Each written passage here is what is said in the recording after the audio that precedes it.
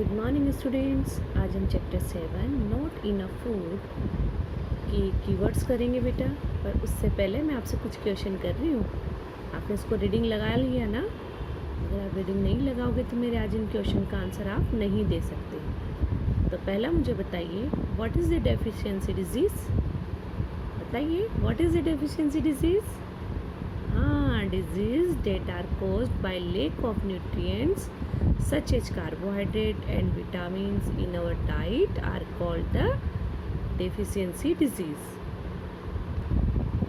अच्छा बेटा, next question है मेरा, name the disease caused by the lack of या the deficiency of vitamin D.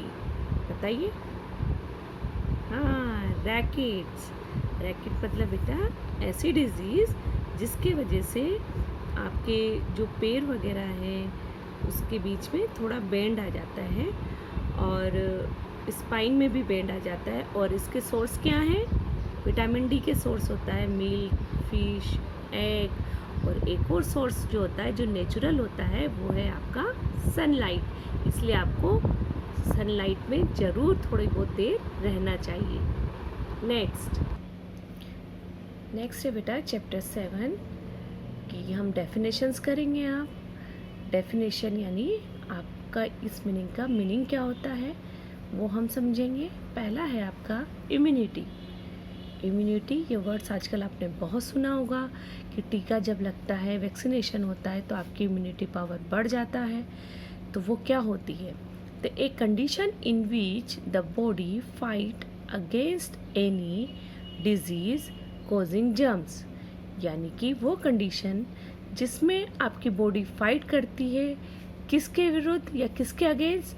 जो भी कोई डिजीज़ आपके जर्म्स के द्वारा होती है। जर्म्स मैंने आपको बताया था ना क्या होता है? कोई भी माइक्रोब्स, उन्हें हम जर्म्स कहते हैं जो आपकी बॉडी को इफ़ेक्ट करता है। नेक्स्ट है कम्युनिकेबल डिजीज़। ये भी मैंने आपको बताया था डिजीज़ कौन कौन सी होती है। तो उसी में आया था एक communicable disease that can spread from one person to another person, यानी ऐसी डिजीज़ जो एक पर्सन से दूसरे पर्सन को फैलती है उसको हम कम्युनिकेबल डिजीज़ कहते हैं। जैसे कि अभी बेटा कोरोना वायरस हुआ था, या आपको जुकाम होता है यानी कि कोल्ड होता है, तब भी वो डिजीज़ एक के द्वारा दूसरी को फैल जाती है ना। कहते हैं ना दूर रहे मुझे खांसी हो जाएगी, है ना। तो ऐसे डिजीज़ को ही हम कम्युनिकेबल डिजीज़ कहते हैं। नेक्स्ट है डेफिशिएंसी डिजीज़, जो मैंने अभी आपको बताया। डेफिशिएंसी डिजीज़ यानी किसी न्यूट्रिएंट्स की कमी से जब कोई डिजीज़ होती है तो disease that are caused by lack of nutrients such as carbohydrate, vitamins in our diet are called deficiency disease. Next है न्यूट्रिएंट्स क्या होता है। जैसा कि इसमें आया, अब आप कहोगे न्यूट्रिएंट्स क्या होता है।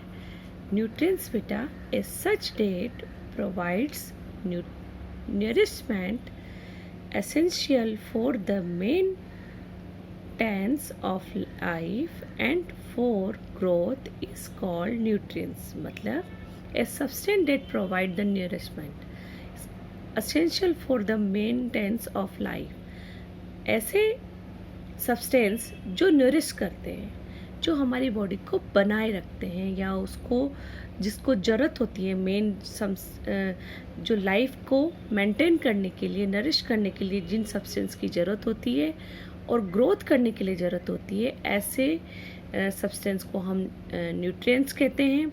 न्यूट्रिएंट्स कार्बोहाइड्रेट होता है, fat, protein, vitamin and minerals, इन सभी को हम न्यूट्रिएंट्स कहते हैं बेटा। और ये हमारी डाइट में, डेली डाइट में ज़रूर होना चाहिए। अगर ये नहीं होता तो इनकी कमी से बहुत सारी बीमारियों से हम ग्रसित हो जाते हैं और हमारे अंदर वीकनेस आती चली जाती है। नेक्स्ट है आपका बैलेंस डाइट। अब इन्हीं चीज़ से क्या बनता है? Balance diet. बैलेंस डाइट क्या होती है? Balance diet is a diet that contain the right amount of carbohydrate, fats, protein, vitamins, mineral, rough and water required for the proper functioning and the growth of our body. It means बेटा ऐसी diet जिसमें एक right amount में, ये नहीं कि हम बहुत सारा कार्बोहाइड्रेट ही खा रहे हो या मिनरल्स ही हम ले रहे हो, नहीं, हमें जितनी मात्रा में ज़रूरत है इन न्यूट्रिएंट्स की उतनी मात्रा में हम लेंगे। जैसे वाटर रिक्वायर्ड, यानी कि जैसे हमें बेटा डेली कम से कम 7 से 8 ग्लास पानी डेली लेना चाहिए, तो वो रिक्वायर्ड। आगे समझ, रिक्वायर्ड का मतलब क्या होता है? फॉर द प्रॉपर फंक्शनिंग, मतलब हमारी बॉडी के अंदर जो ऑर्गन्स होते हैं उनको प्रॉपर फंक्शनिंग करने के लिए जितनी मात्रा में इनकी ज़रूरत होती है, हमारी बॉडी को ग्रोथ के लिए जितनी मात्रा में न्यूट्रिएंट्स की ज़रूरत होती है, उतनी मात्रा में जिस डाइट के अंदर हम इन्हें लेते हैं उस डाइट को हम बैलेंस डाइट कहते हैं। तो आज आपको ये मैंने कुछ डेफिनेशंस लिखवाई है। इन डेफिनेशंस को आप लिखना अपनी नोटबुक में और अच्छे से लर्न करना, और चैप्टर में जो कुछ आपको इनसे संबंधित समझ नहीं आ रहा हो तो उसको दोबारा पढ़ना।